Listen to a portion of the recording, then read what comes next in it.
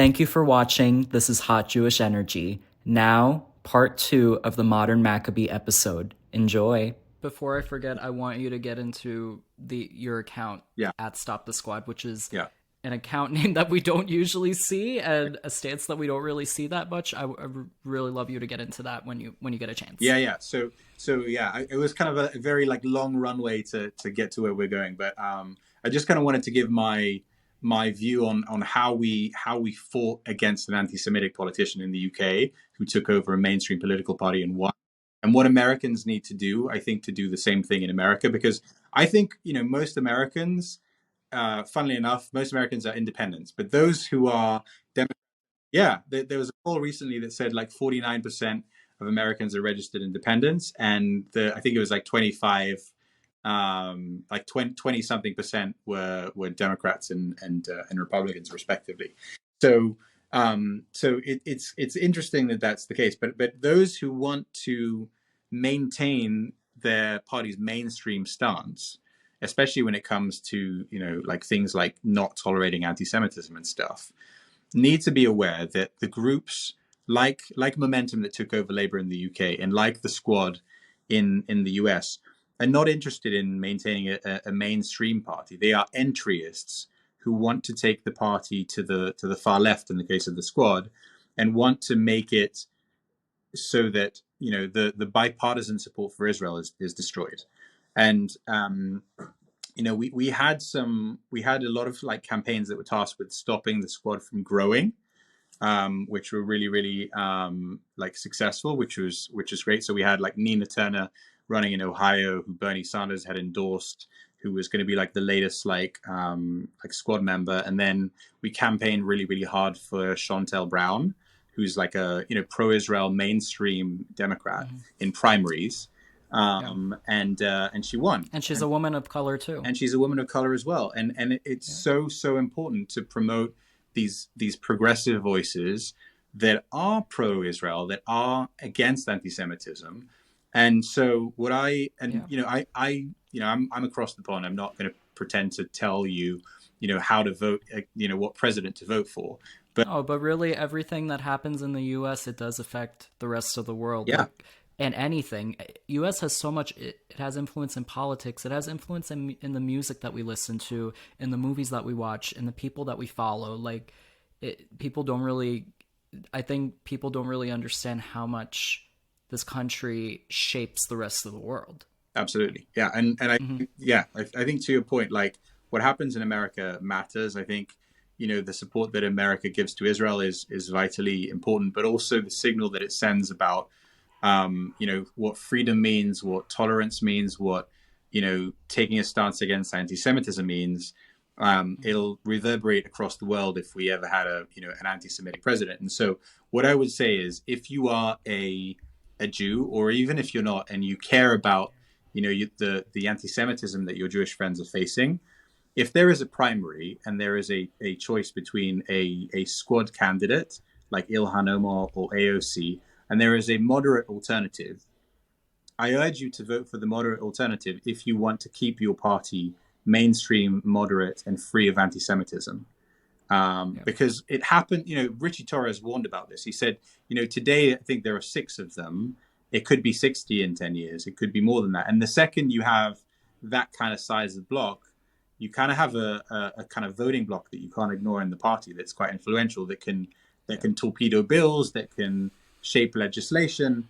And so they don't even need to necessarily take over the whole party. They just need to be a significant minority within the party. And so when I started Stop the Squad, it was a joint kind of endeavor with a great account called The Jewish Resistance. I actually kind of voiced it, and then they went ahead and actually set up the little account. So it's at Stop the Squad, and I urge you all to follow it.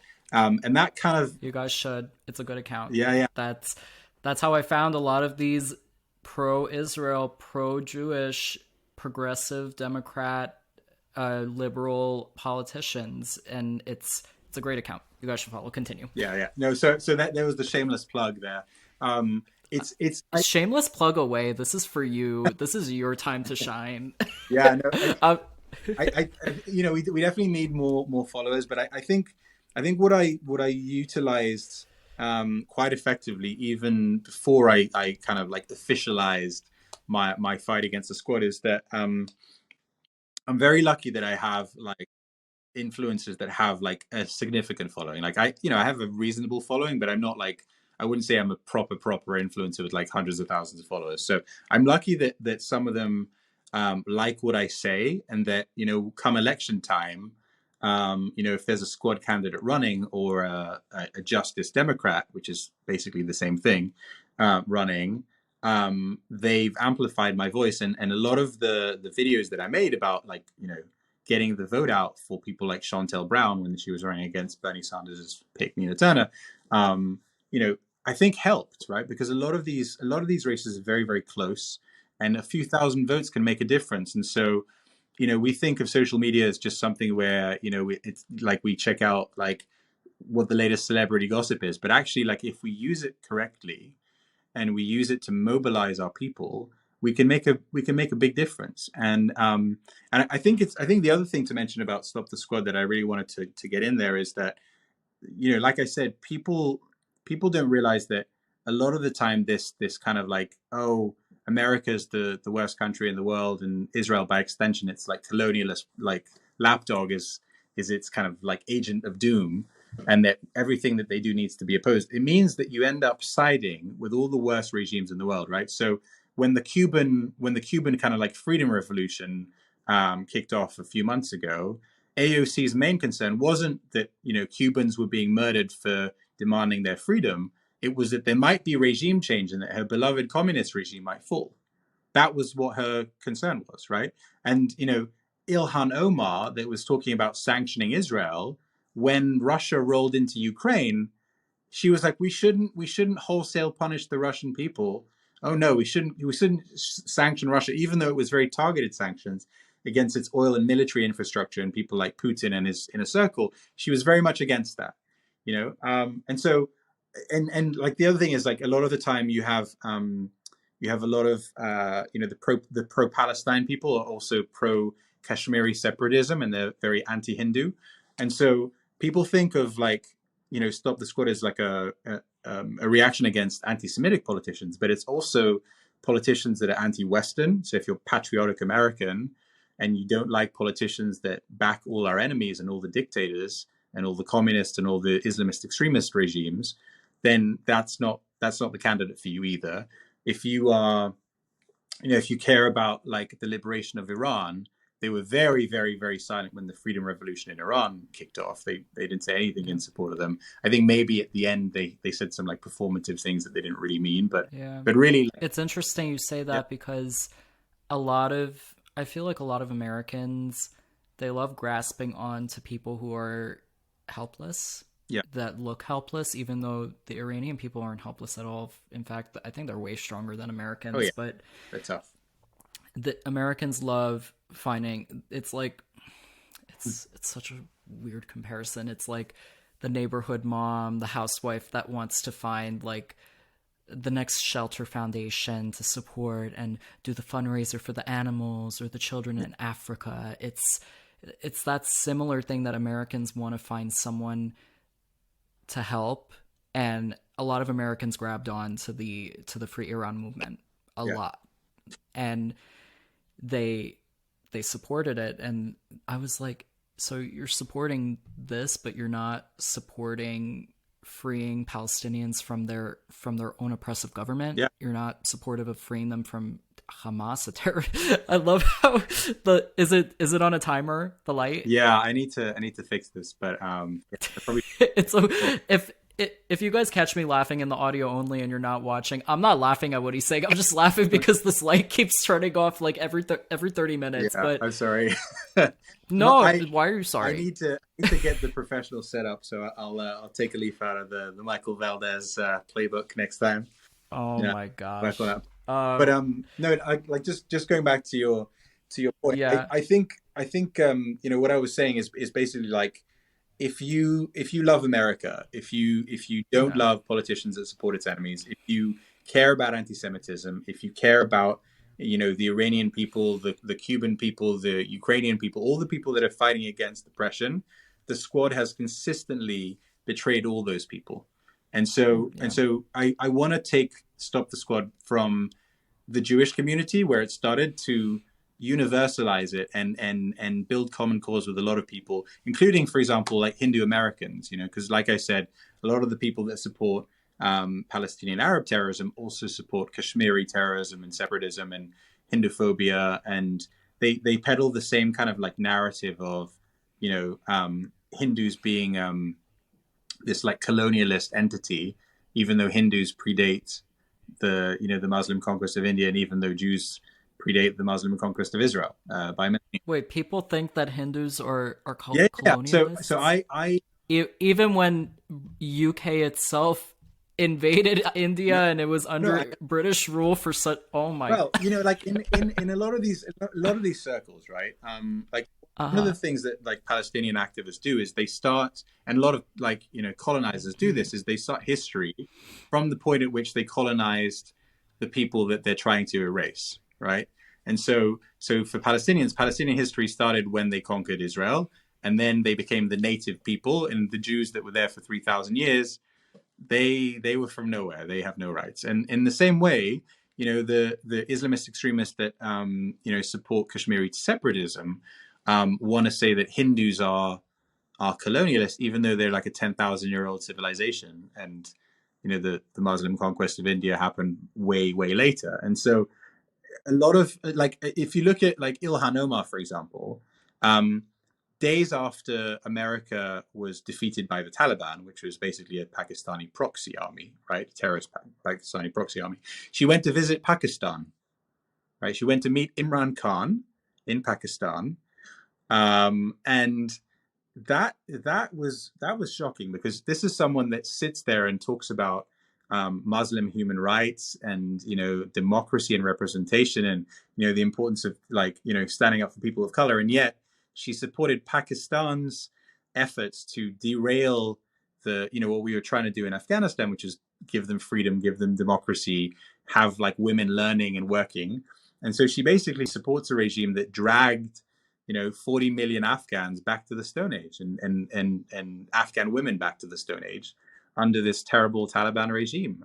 Because like everybody knows that the reason why we lost in Afghanistan was because Pakistan used the Taliban as a proxy army, and they were using the aid money that we were giving them to fund the Taliban, and they were doing that for 20 years. And it's well known, and it's also a place that forcibly converts Hindus, where if you're a minority and you're accused of blasphemy, you're sentenced to death. Like, it's not a fun place. It's not a progressive place by any sense of the imagination. And so the fact that she chose to visit Pakistan, of all countries, tells you everything you need to know about Ilhan Omar and the squad more widely. I think what they're doing is they're trying to repackage the, like in the case of AOC, for example, the sort of like far left kind of Castro-esque like communist model, and in the case of Ilhan Omar and Rashida Tlaib, this kind of like woke washed version of Islamist terrorism that is designed to appeal to social justice warriors, and it's basically been repackaged as a form of social and racial justice. And a lot of those social justice warriors are my age. Yeah, that's. I mean, a lot of these accounts like So Informed and stuff, like they repost things, and it's to millions of people, and it's just they're not informed at all, but they are just buying this completely and propagating it, and that's why it's so harmful. Yep. All of that. Let's see. You already kind of said this. It was my next question, but you already went into it, which I'm really happy that you did. Now that you're on the subject of India, and now we can get into Israel and their relationship. Yeah. You kind of got into it a little bit, but maybe kind of give a little bit more detail to it. Yeah, no, happy to. I think that one of the things that you learn when you start doing this is it's kind of a process. You start at the start and you feel like you're the most alone person in the world. because you lose friends and you get hate mail and you get death threats and you get the neo-Nazis and everyone piles in. And then after a while, you get like, Jews who think the same way as you saying, okay, and then you get some other allies. But the most messages of support that I got during that terrible time in May 2021, when we were being bombed in Israel and bombed by the media, as I saw it, as like this evil, irredeemable like party, was from Hindus. I got literally like hundreds of messages from people that I'd never met in India and Hindus in the UK and in America. Me too. Who were like, we love you, we love Israel, we know that you're like standing up to terrorism. We face the same terrorism here in India, and we need to work together. And it was at that point that I realized that actually, like, despite being culturally quite different, there are a lot of similarities between our communities. Like, we are both a very, very ancient, non-proselytizing religion and ethnicity and people. So in India's case, I think they're like 10,000 years old. The first Vedic cultures were like 10,000 years old. They've been there for 10,000 years. And we've been in Israel at least for 3,000 years, if not more. And we both suffered, Islamic colonization. That was very, very murderous, and where a lot of our holy sites were desecrated. They had the birthplace of Rama, one of their gods.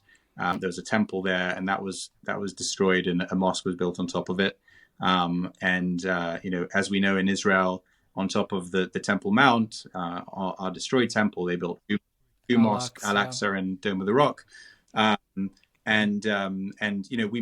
We both achieved like indigenous decolonization of our land and independence from the British. Actually, both were colonized by the British. We both achieved independence. I think we, like 1948 in our case, India beat us to it by 1 year, 1947. And in terms of like our cultures, our work ethic, we love a good doctor and a lawyer. We have like the parents who overfeed you and smother you with love, and if you get a B, it's the end of the world, and all those kind of, like, so there's a lot of like cultural similarities. Multi-generational households too. I'm still living in my parents' house. I'm 23. I mean, I'm young and I'm trying to save up because it's like really expensive to live in New York. But I live with my parents and they're having somebody's having a conversation outside. But that sense of like family and that sense of standing up for your heritage and what you believe in and keeping that going, like I'm always so. I look in admiration at how a lot of Indian households, they keep that tradition alive. They're still celebrating Diwali. They're still celebrating Holi. They're still celebrating all of the important holidays. They're putting their kids in Indian traditional dance classes. They're listening to Indian music.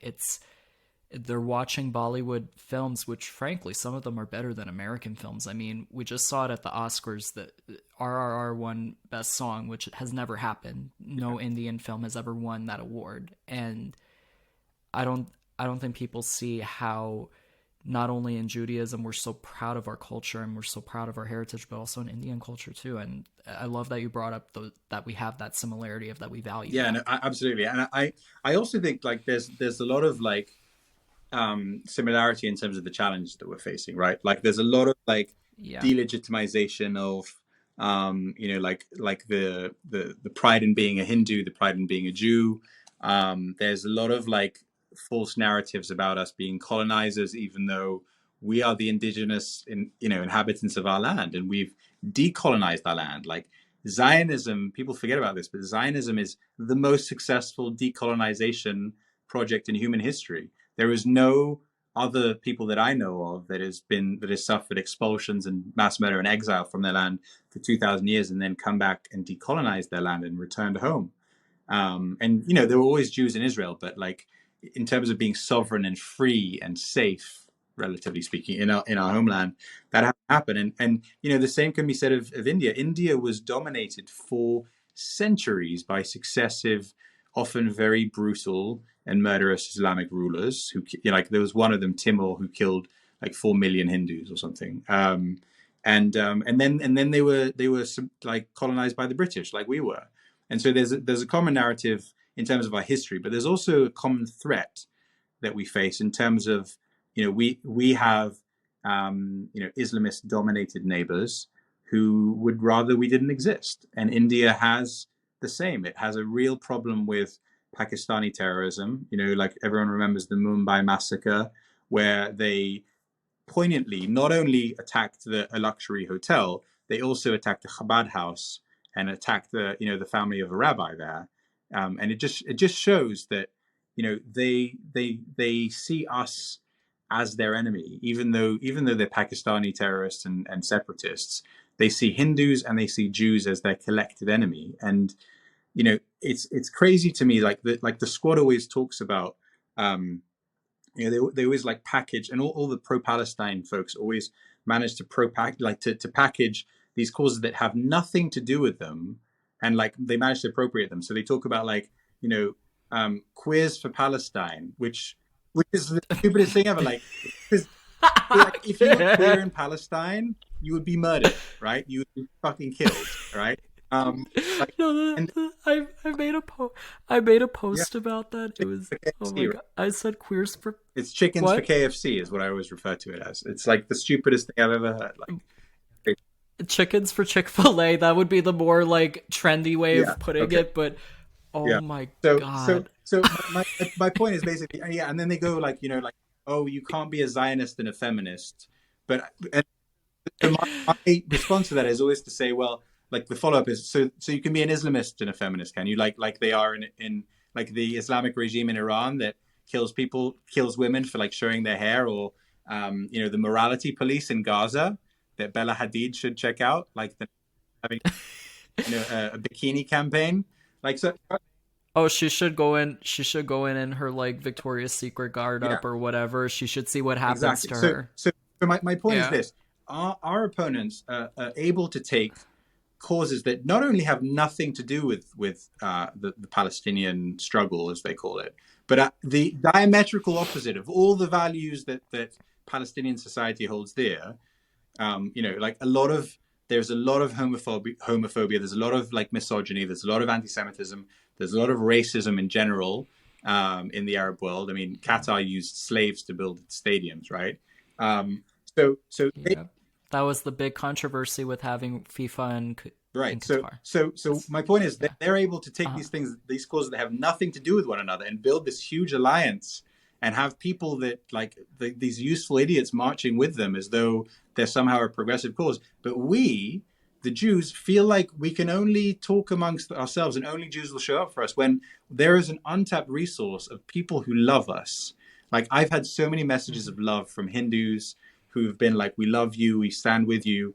And we have so much in common culturally, like in terms of our history, in terms of the history of Islamic colonization and British colonization and our decolonization and our liberation. Those are all common stories. And our culture, and how we love our families and love our food and love ambition and hard work and overcoming barriers, all these things that we have in common. And crucially, our enemy is the same. Our enemy is this like genocidal Islamist extremism that threatens India, where with all this Kashmiri separatist terrorism that's killed like thousands of Indians. Pakistan has threatened it with annihilation with a nuclear weapon. We face the same thing, right? We face like the Palestinian Arab Islamist terrorism. And then we also face Iran that wants to like build a nuclear bomb to obliterate us and blow us off the face of the earth. So we have a lot in common. And then we also have a common enemy in terms of the squad, which hates India, hates Israel, hates the West, loves all the communist regimes, all the Islamist regimes. Ilhan Omar is hand in glove with CARE, which is a Muslim Brotherhood front group, right? That campaigns to like release terrorists and stuff. So there is so much that we can do if we build common cause between our two communities, because we share so much affinity, so much history, and we also share the same enemies. And our enemies are working with, they're coaxing all these useful idiots to swell their numbers and act as a force multiplier. And I'm just thinking, like, imagine if we mobilized, a lot of like the folks, the Hindus that were writing to me and saying, we stand with you. If we mobilized them and we had them backing us as we back them, and making it like, so, if there's a protest that they care about, we show up. If there's a protest that we care about, they show up. It would be amazing. And the same is true of, like, Iranians, for example. Like, if you think about who are the most vocal advocates for the Iranian Revolution, who has been highlighting the oppression of women in Iran. It's been people like Hillel Neuer at UN Watch, who's been campaigning for years to, like, kick Iran off the Women's Rights Commission. It's been Jews. Yeah. I mean, one of the people that I think is definitely one of the biggest that I've seen, Empress Mizrahi, Matthew. I'm having them on. I'm filming with them, I think, in May. I can't remember what day, but they're going to be on, and we're going to debunk everything and talk about everything in regards to Free Iran and everything. But Jews have always, I think the main point is that to encompass everything is that Jews have stood up for people when they needed to be stood up for, even if they weren't going to get it in return, which we haven't really gotten that in return, which I don't think we ever expected to. My mom always says, never expect anything in return. Do it because you feel that it's right, even if you're not going to get anything from it. Like, all of these people who are advocating for all these movements, especially in the US, they want to find a cause to stand by. They're doing it for their game because they want to look like a good person. How about instead of looking like a good person, you are a good person and not expect anything from it, not expect followers, not expect traction, not expect to get a job from it. It's unfortunate that that's what it's come to. And we as Jews have always stood up for ourselves, and I think we're going to continue to do that, obviously. But for me, I don't know if you've been feeling this too sometimes, but then you kind of come around to it that it's tiring. It's tiring being the only one standing up. And a lot of people don't want to talk about it because it makes us sound weak, but it's tiring. I want somebody else to step in and do some of the heavy lifting too, because we're 0.2% of point. Was it 2 or 0.2 that you said? 0.2 in the world. We're 0.2% of the population. That's a lot to hold up. Yeah. It's so much. But like I said, like, I think one of the downsides of social media is that our enemies can use it to spread lies about us. The upside, that we can punch above our weight, right? So if we do this right, and we not only advocate for ourselves confidently, but we also build alliances with other communities. There's a great Hindu account called Hindu Samata, which everyone should follow. They're really, really great. If we build accounts with them, if we build alliances with them, if we build alliances with, Iranian liberation groups, with,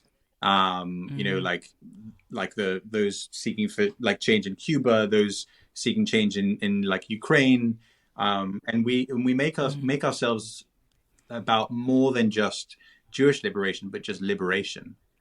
Right. That's really, really powerful. And, again, I don't do this because I expect stuff in return, but I have to say, on the off chance that it happens, and the rare occasions that it does happen, it feels amazing. And I've had amazing messages from a lot of Iranians who were like, we've heard a lot about the Muslim Ummah, but where were they when Mahsa Amini was killed? They were nowhere. And the people that stood with us were the people that the Islamic regime told us for 44 years were our sworn enemies and the little Satan. It was Israel, and it was Jews, and it was Jewish people in the diaspora standing up for us. And so we're going to stand with you. And the really satisfying one is that I have an Iranian friend, and she wrote to me, and she was like, I want to tell you that my discussion with you and my conversation with you and the support that you showed during the darkest times, and it's still very dark times in Iran, made me want to learn more about the relationship between, Jews and Iranians. And, we talked about Cyrus the Great and how he allowed us to rebuild our temple. But she said, I now consider myself a Zionist, which I thought was an amazing thing to say, given how much effort that evil regime in Iran has spent on indoctrinating people from birth to hate Jews. That's extraordinary. Yeah. That is, it massively gives you hope. And so the reason I didn't really mention this, but the reason I called my account the Modern Maccabee is because I wanted to kind of conjure up that fighting spirit of those Jewish rebels that stood up to the mightiest empire in the world at the time, and kind of said, you know what, the odds are very slim, but we're going to fight the good fight because it's for freedom. And they fought and they that's all we can do, right?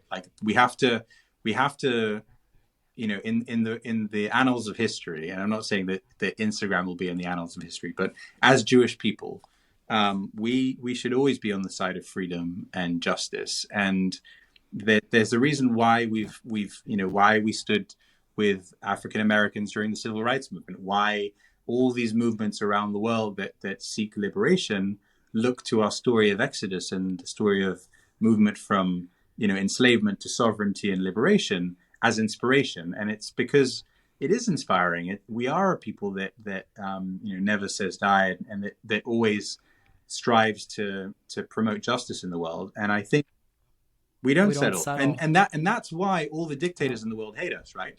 Because that's why, right? Every time a dictator tries to become a god, there's a Jewish person going, maybe.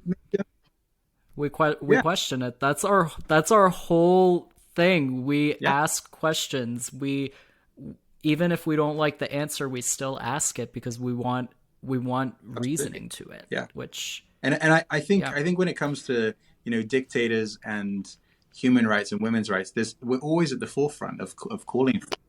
And I think that it's really, really important for Jewish people to not feel ashamed of who they are, because let me tell you, we have, despite everything that we've endured, we've achieved so much.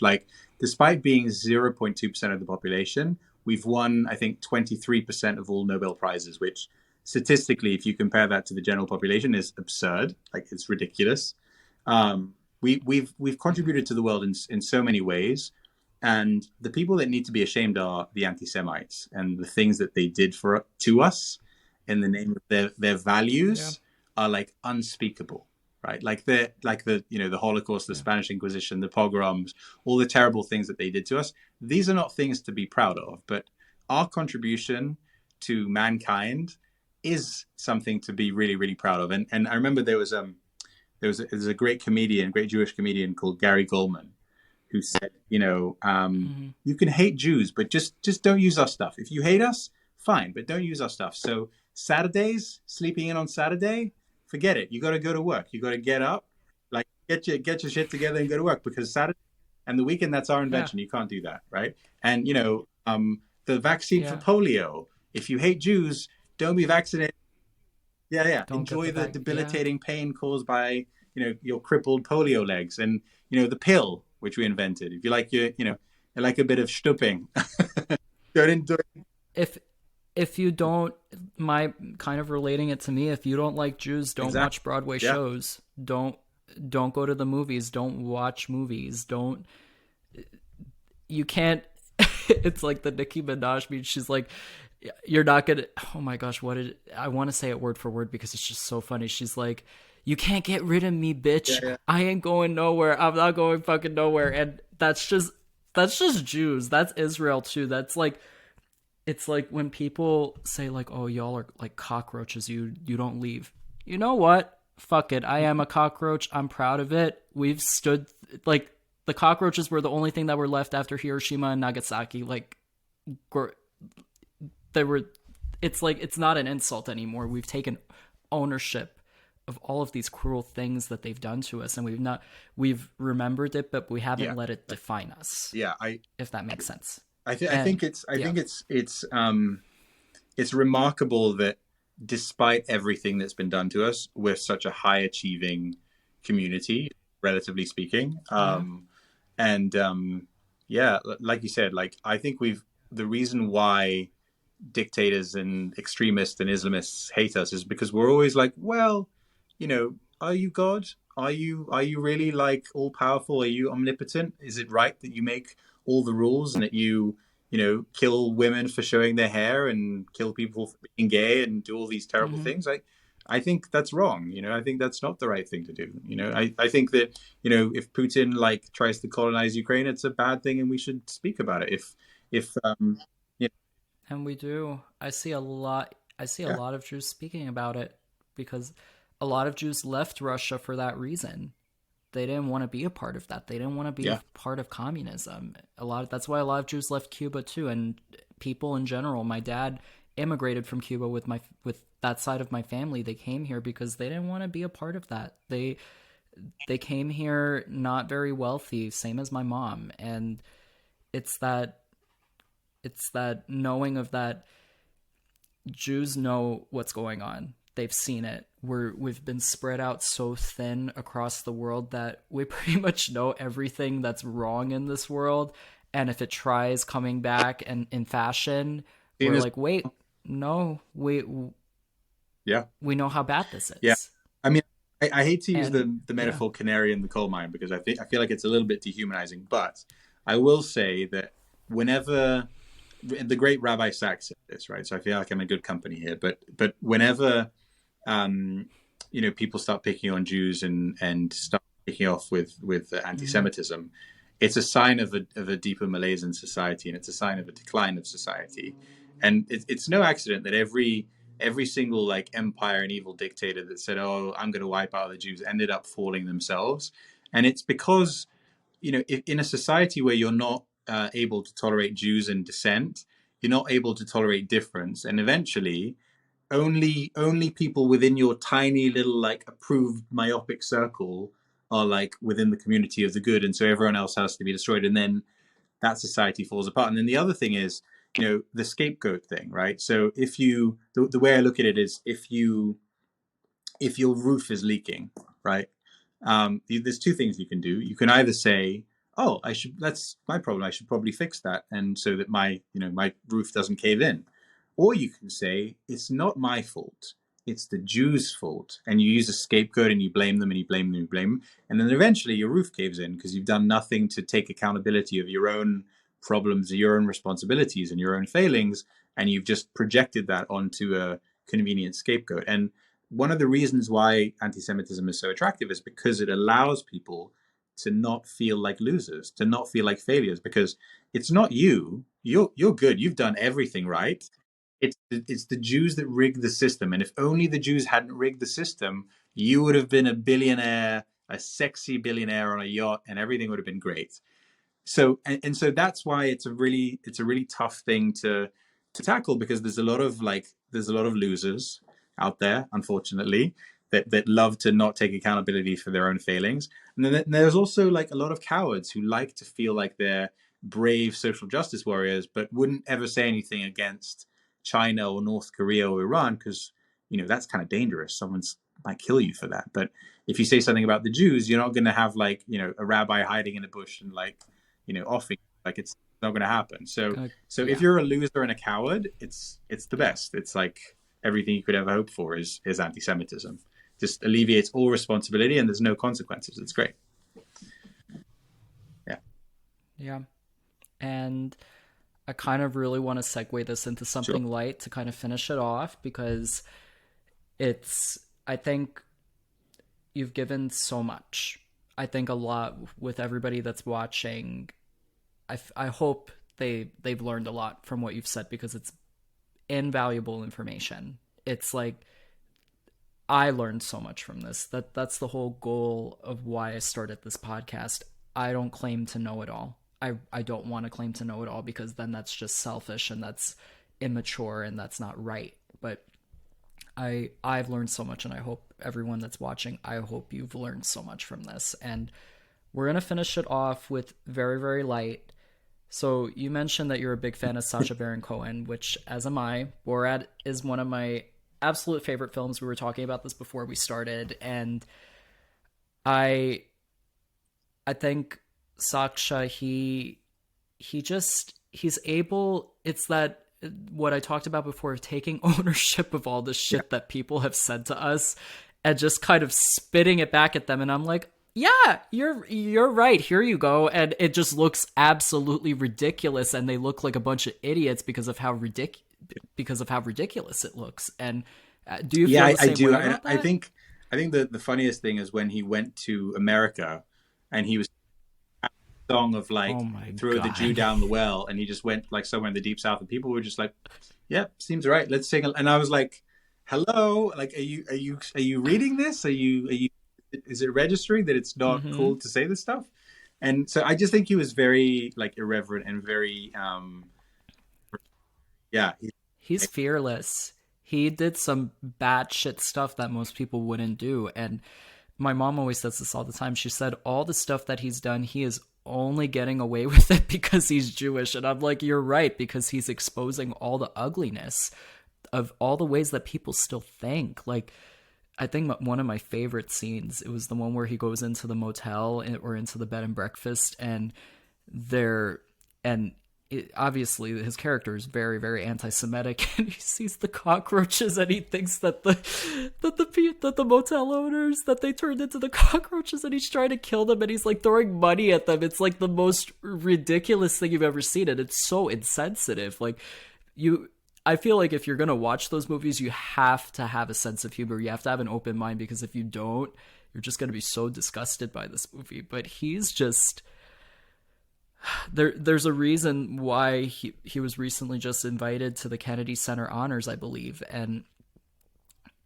I I think it was that I'm so bad with remembering names of things, but he was invited to a very prestigious thing here in the States. I believe it was the Kennedy Center honors. Correct me if I'm wrong, whoever's watching, but he gave a whole routine, and he talked about the anti-Semitism that was going on in as Borat. And it was so fascinating, because he's created a character that's so unlikable, but is it just likable in a way because he's showing all the ugliness and all the evil that's in the world. And it's just, he's just a do, genius, do you want and to know the he is Yeah, no, UK's he's great. Like, finest. the sad part is that, like, that the scene where there's like a parade, and then the Jew eggs, you have to crush the Jew Mm-hmm. eggs before they hatch, like to stop the Jews, like all that shit. There is a parade in Belgium, and I think it's called Aachen or somewhere like that in Belgium, where there is a parade like that in real life. That's not even like a like there's no eggs, but there's like literally like parades of like Hasidic Jews with like the streimels with the payos and the huge nose and like bags of money and stuff. That's a real thing that is happening in the world. And so it's a caricature, yes, but it's a caricature that's very much based on, sadly, on reality. But I think he's been one of the very, very best in calling it out, and actually like showing the world what it's like to see things from where we're sitting, and to just have like the most crazy things thrown at you. And one of the reasons why I feel like humor is such a Jewish superpower is because the world has been so crazy to us, and the stuff that people say about us is so unbelievable and ridiculous and crazy, that you have to have humor as like a coping mechanism. Otherwise, you'd cry all the time. Like, you have to laugh so that you don't cry, right?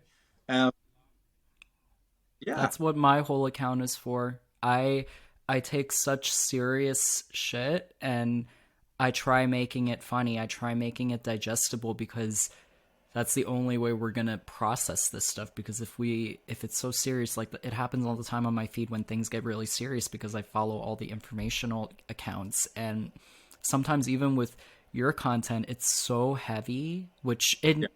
things need to be heavy. It does. Like, things, you need to have that. But sometimes I see you, and then I see other pages, and it's a lot. It's a lot to take in, because it's a lot of reality, and it's just very raw. But me and other creators who are kind of taking more of a light approach to it, I think that's what we're trying to do in like a Sacha Baron Cohen style of like, taking it and making it digestible for everyone, and to kind of laugh, but then also realize, wait, this is real. I'm gonna keep that in the back of my mind for next time. Like whenever I'm feeling like at a low ebb and my energy's low and I need a bit of an injection of energy, I go onto Hot Jewish Energy, and it gives me the pick me up that I need, and it just giggle, and I'm right as rain after that. I appreciate that. I think it's there is no like right way to do Jewish advocacy and deal with this subject. I think you have to deal with it with a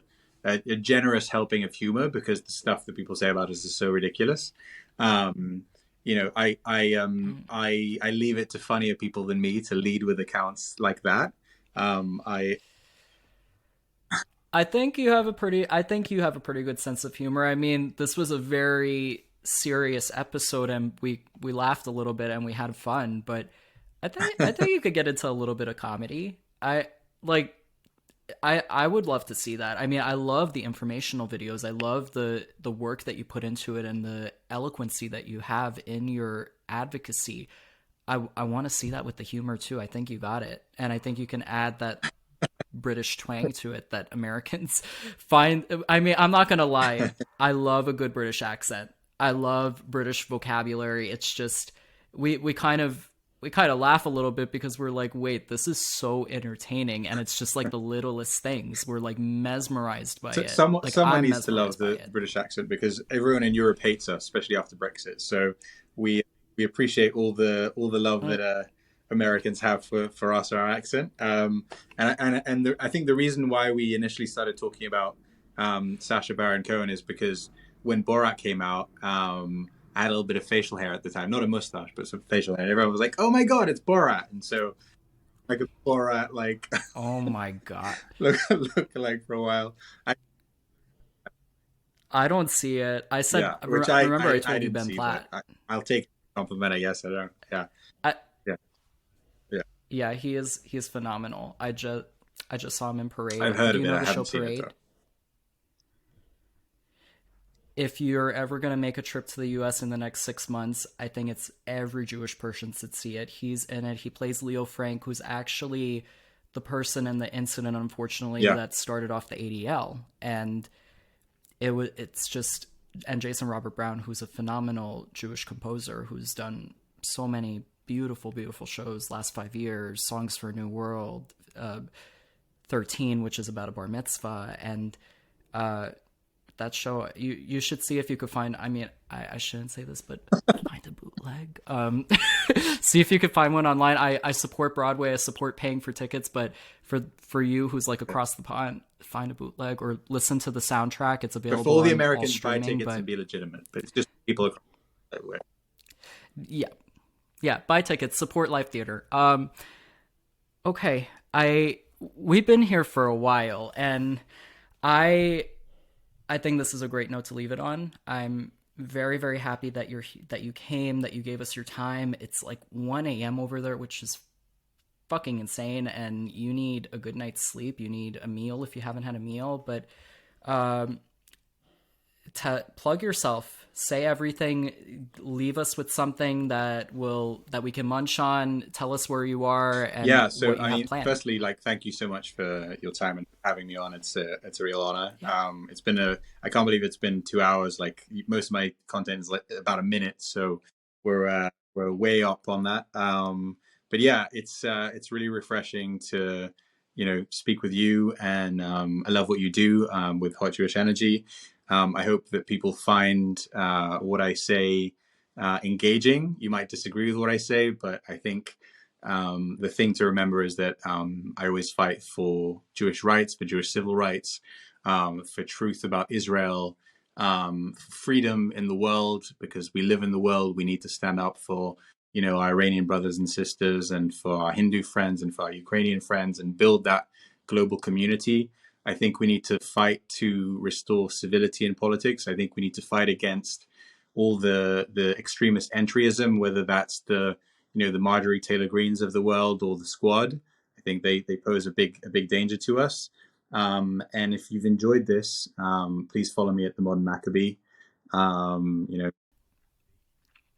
Do you want to spell it out for our audio only Um, listeners? you can Google, and you can try it on Instagram and see what happens. And if you find me, it's fake. So there we go.